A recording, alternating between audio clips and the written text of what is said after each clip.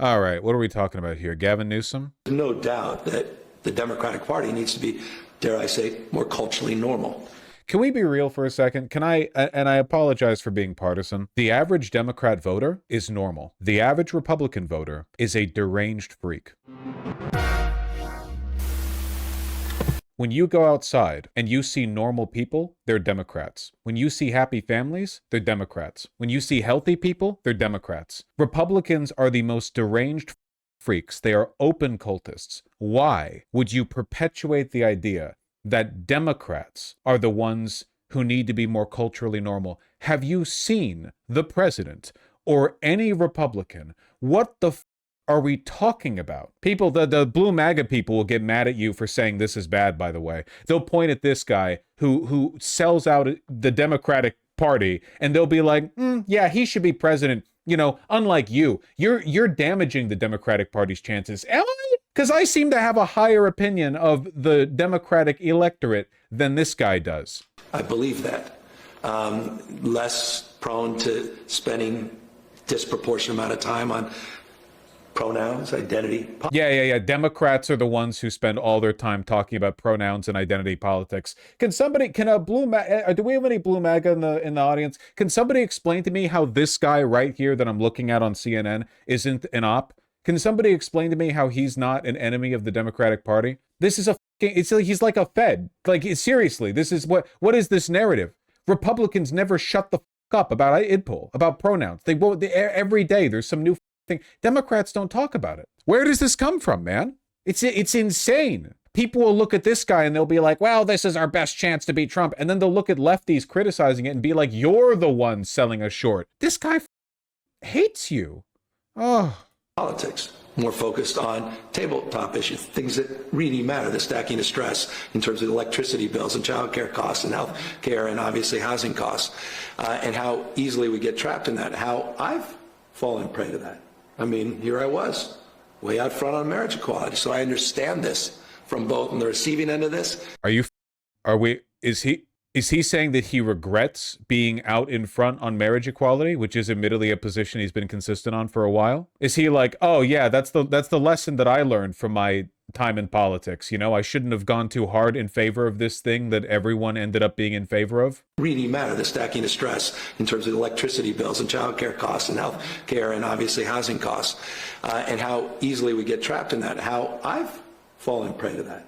I mean, here I was, way out front on marriage equality, so I understand. Can somebody give me a different explanation for this?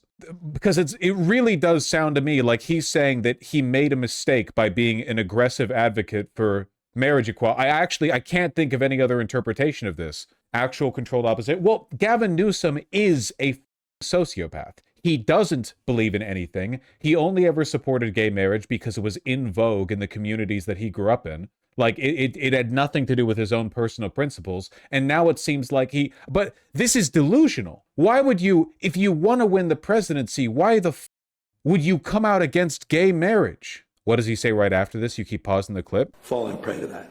I mean, here I was, way out front on marriage equality. So I understand this from both on the receiving end of this and on the no doubt. I don't think that vindicated. I mean, the clip cut off there, but I do not know what else he could be saying there. At least it's not Trump. Hey, in the past week, Trump has made 0 statements against marriage equality, and Gavin Newsom has now made 1. So you stack that up however you prefer. I'm more confused now by what he meant, actually. I have a guess. Allow me to pitch a guess, okay? Gavin Newsom doesn't believe in anything. Absolutely nothing. So, right now, he is disingenuously fronting the Democratic Party as the one that went too far and woke, as if the Republican Party isn't deranged on every level.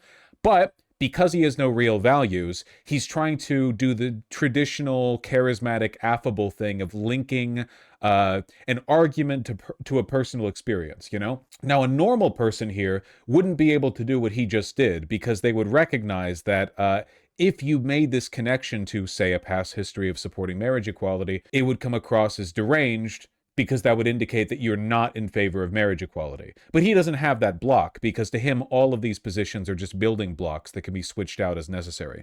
They don't complete a person or a position, you know, they just, they're just there and they can be swapped out. The longer clip, hit me with it. So when it comes to gay rights, you said it was okay. You read a lot about what you did as mayor of San Francisco when it comes to gay rights.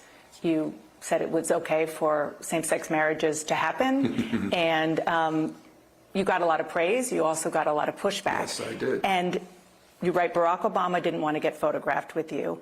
You didn't speak at the Democratic convention that year. Senator Dianne Feinstein, who was your mentor, She's tough.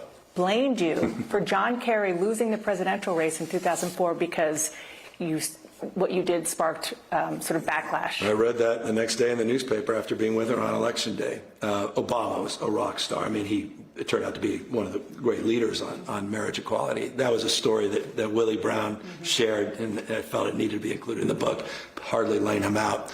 And I'm grateful to them for the leadership. But at the time, we were debating civil unions, not marriage equality. And then I decided to marry Phyllis Lyon and Del Martin. They've been together 49 years. They're the manifestation of faith, love, devotion, constancy, what marriage is all about.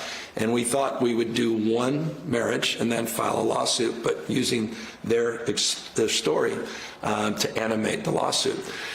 Courts open up. We thought they would shut us down. And the court said there's no irreparable harm. And then I was faced with the question, well, there were a few other couples that wanted to get married, 4,036 couples, 46 states, 6 countries in the winter, not summer of love in California. But there was not a love from the leadership of the Democratic Party. They said my political career was toast. I commented some articles, headlines that Democratic insiders say this. Hey, Democratic insiders have been saying that about me forever. I'm used to it. I thought it was the right thing to do, and I also understand the critique. I do. Can we fast forward to where we are now? It's a related topic. You said that it's rare to get this direct of an insight. I think a lot of people would have, again, there'd be some kind of like block, even if they were very disingenuous. There'd be something that would prevent them from acknowledging this. But you're not supposed to give credit to optics frogs after you won the optics battle decades ago. Like, imagine being a civil rights protester who marched alongside Martin Luther King Jr., and then you're in the 1990s, you're like, yeah, the white moderate had a point. I thought it was right for me to protest out there, but yeah, I get why the white moderates were saying, like, you know, this is not your hour of freedom. Why would you do that? You already won. Why would you cede ground to the people who were wrong then and have been proven more wrong with time? What are you doing? Well, you understand the critique? The critique that what? You did something that you thought was morally good then? Gavin has a spine like jelly. It's not about spinelessness, though he does have a spine like jelly. It's genuinely, I think he is a sociopath. I don't think he understands human emotions. I think he is worse at this than Trump. Trump is a narcissist. Trump is incredibly self-centered, but he is pretty good at running the room. As long as everyone there, you know, as long as he's getting treated like a special little boy. Gavin Newsom is like legit. I don't understand this. I don't understand this as a strategy. I don't understand this morally. I don't understand the framework. I don't get the mental state. I don't get the emotion. I don't understand any of it. After the last election, 2024, that it's deeply unfair for transgender athletes to participate in girls' sports, which many in your party, including some potential 2028 rivals, disagreed with. Yeah. In 2020, it was a litmus test for Democrats. In 2024, it was a wedge issue that you called devastating. Is this one of those things that you're trying to lead your party on? No, it's just I got a direct question from Charlie Kirk, and I'm on my podcast. That's you're very proud. You can tell he's very proud. Yeah, your son really liked him, huh? Wanted to understand why he and Turning Point USA were so successful turning out the vote of young men for Donald Trump. And I think success leaves clues. And so we had a direct engagement. You mean your son? By the way, when he says young men, he means his son. His son likes Charlie Kirk, which is interesting to be the governor of California and your son is, like falling down the alt-right pipeline. That's very interesting. And he asked me about a specific incident in California that occurred 2 years prior and one that was happening in real time in terms of the state track championship. And he described the conditions, and I said, no, that's deeply unfair because it took away the opportunity for another athlete to succeed. And I said that, and I believe that.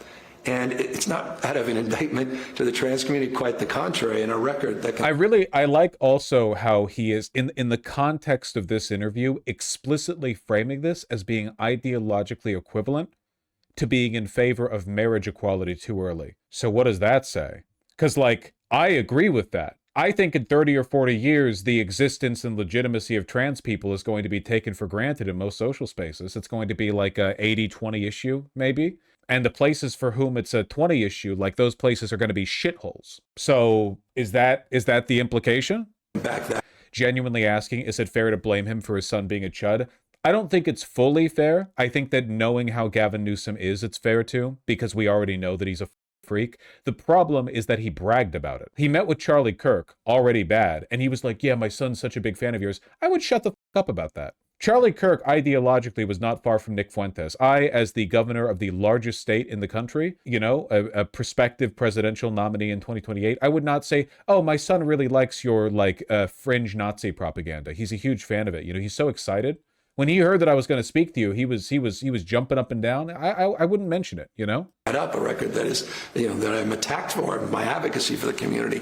But I do think it's a very different issue, the sports. It's a different issue. And what lesson do you take from that as somebody who's trying to make sure that Democrats, maybe even you, win? Yeah, I mean, I think there's, from a tactical perspective, from the prism of purely politics, there's no doubt that the Democratic Party needs to be, dare I say, more culturally normal. I believe that. Less prone to spending disproportionate. Again, I still can't believe this is real, but like this is in the context of a convo that is being related to his experience being pro-marriage equality. Like that is the analogy that is being made here. That's insane. Like that's the lesson you've learned here? Amount of time on pronouns, identity, politics. More focused on tabletop issues, things that really matter, the stacking of stress in terms of electricity bills and child care costs and health care and obviously housing costs, and how easily we get trapped in that, how I've fallen prey to that. I mean, here I was, way out front on marriage. Yeah, implying that Trump and MAGA is normal, implying that Democrats are the ones who talk about trans people. Again, if you look up any news involving trans people, it's all the Republicans. It has always been a hyper, much in the same way, by the way, that like, let's go prior to October 7th, because since then things have gotten messy. If you go prior to October 7th and you want to find out news about Jews, where do you think you're likely to get the most dedicated coverage? Yeah, probably not from normal outlets. Right? Couple of places online where you get lots of updates on Jewish people, lots of information, not friendly, fair places. Likewise with trans people. What's my position on trans? How often do I think about trans people? I don't know. They're annoying online, I guess. Whatever. They like anime. It seems to be a consistent pattern. Whatever. Video game. They're good at shooters, like Twitch shooters. You know, fast paced. Quick muscle reaction. It's okay. So I don't play the shooters. I don't want to get beaten by I guess by anyone, but especially not like, you know, somebody who would then go into my chat and flame me for it. All right. So not that much. However, how often do trans people come up in Republican politics? How often does it come up there? Non-stop getting beat by a 12-year-old with Adderall. I just don't want to lose out to someone who's playing Ultra Kill with the butt plug controller. Okay. It's not, I'm very happy right now with my Diablo 2 grind, which to my understanding, this is more of like a straight male chud demographic. And you know, I'm fine there. I'm fine with my little chud figurines. Anyway, I forget what I was talking about. Quality. So I understand this from both on the receiving end of this and on the front end of this, leading the pack. So I think there has to be some consideration of that. But I think if you can't hold the line on competitive sports, again, sports. Hey, you know which Democrat was able to win recently, even though he never backed down an inch on trans people? Mamdani. That was pretty cool. Just saying. There's some nuance in this larger conversation. But competitive metal sports, if we can't find that nuance, I think we're going to lose a lot of people that... Nah, you don't have to. You know why? Because there are like 15 trans athletes in the country, and their participation is a local collegiate medical/athletic issue, not something for Washington to decide. The idea that the president of the United States should be able to make decisions about the specific criteria for eligibility in collegiate and high school sports is insane. This is a level of like panoptical, like a condescension, like a paternalistic supervision, authoritarianism that we only mandate for trans people. All of a sudden, now it's a political matter that all of these, we're looking into your life, your health, your mental health, this and that. How far can you throw a shot put ball, right? Why the is DC involved in this? This is like a local community decision. It's literally like high school sports. That's what these people are talking about. Over there, they're trying to make everyone get their dick inspections or something. We have to dick inspect 100 million children so the 10 trans athletes in existence can be properly relegated. It's psychotic. We've all gotten used to talking about it in these terms. I don't think you have a right to talk about it at all, to be honest with you. Frankly, it seems beneath your consideration. We're not going to get invited in a larger conversation. The Democrats, as a constituency, represent nearly 100 million Americans. We don't need to be invited to any conversations. We are America. What is, again, this guy hates his constituency, his state, his country. Why the am I? Why am I the crazy lefty with unreasonable standards for saying this is unacceptable? Every Democrat with a spine should understand. What the is that? Won't be invited to the conversation. My brother in Christ, where the you're talking about the presidency. This isn't a lunch club. So I do think we have to be more sensitive in that respect. I do want to ask you about President Trump. Because you talk in this book about meeting him for the first time in person. You were governor-elect. He came to... Newsom's mother committed assisted suicide. I would too. Be in California for a wildfire. You said, I was no different from anyone else in Trump's presence, which is to say I wasn't immune to the power of his office or his eloquence for bullshit and flattery. How did that dictate how you are dealing with him now that he's back in office? Which is obviously I saw him a few weeks ago in Switzerland, and it was the same. Every time I had 90 minutes with him at the Oval Office. That was out there on the tarmac in Los Angeles. Greeted him when he came to LA, trying to focus on wildfire recovery. Always an open hand, not a closed fist. It's just difficult with Trump. You can really feel that. Oh, I remember all that propaganda. Yeah, Gavin Newsom, he might not be progressive, but he's like a rabid dog against Republicans. Yeah, there's nothing he hates more than Republicans. This guy might not be woke, but he's going to fight. Then Gavin Newsom, anytime he's in the room with or even talking about a Republican, in the spirit of cooperation, a firm and open hand extended to you. Mr. Trump, sir, the wildfires that you said were because our fire department was too woke. If you could, you talk with him about the fires. Did you get anything? You talk with him about the LA fires. That's great. Did you get anything? Because every time he talks about it, and he doesn't, right? But when he did talk about it, it was very derisive. He had lots of stuff to say about you. None of it was positive. Did you get anything? Was it a good meeting? Why would you talk about your willingness to open-handedly engage with our fucking pedophile president, bragging about conversations where you get nothing? Masaigu, you keep trying to tell me over and over he's going to lose in the primaries. For one, remember which timeline we're on. For two, the fact that he has not been met with widespread denunciation already is unacceptable to me, okay? What line would a Democrat have to cross before... Jesus, Ben, thank you. What line would a Democrat have to cross before the party rejects them? Because they don't even do that for Fetterman. Fetterman wakes up every day, drinks a big heaping cup of APAC juice, and then posts about how great it is that Arabs are being mulched over there in it seems like there's no...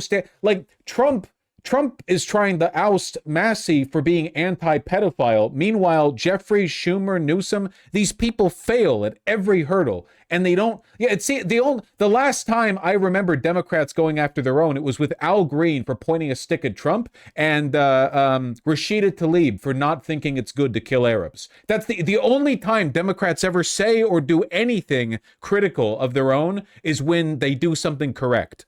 Which, in this environment, I don't care if Gavin Newsom gets decimated in the primaries. The fact that he's even allowed to exist in the same country as me is an affront to me. And the Republicans would not tolerate this within their own party. If you flip the scale, ideological equivalent or whatever, somebody who's this much of a sellout You know, they would tear them apart. You know, it's disgusting. It really is. And they shouldn't, you know, I don't think it should be beneath conversation, but unfortunately it's not. And also don't forget, we're in the bad timeline. Okay. We're in the bad timeline. So for all we know, he's going to win with overwhelming majority in the primary, or maybe he's going to lose to Kamala Harris, who's barely any better. But We got to wrap this up. I'll call State of the him out, Union's happening soon. Aggressively, or more than so than most. I mean, for you, things are great in Canada at the moment. When we go down, we're taking you with you. You think when we initiate Operation Samson (parentheses USA) and empty our nuclear silos up into the air, you think you're getting spared? He's just you know this. He's a different person when he's one-on-one. He's a different person when he's not performing. He's a different person behind closed doors. Oh, Trump's a really nice guy. Got you. I'm glad I continued a little while longer so I could get to the Trump is a nice guy bit. That's really, really great. Thanks. No. That's great. Oh, he's such a nice guy. He's such a nice guy. Such a nice guy. Yeah.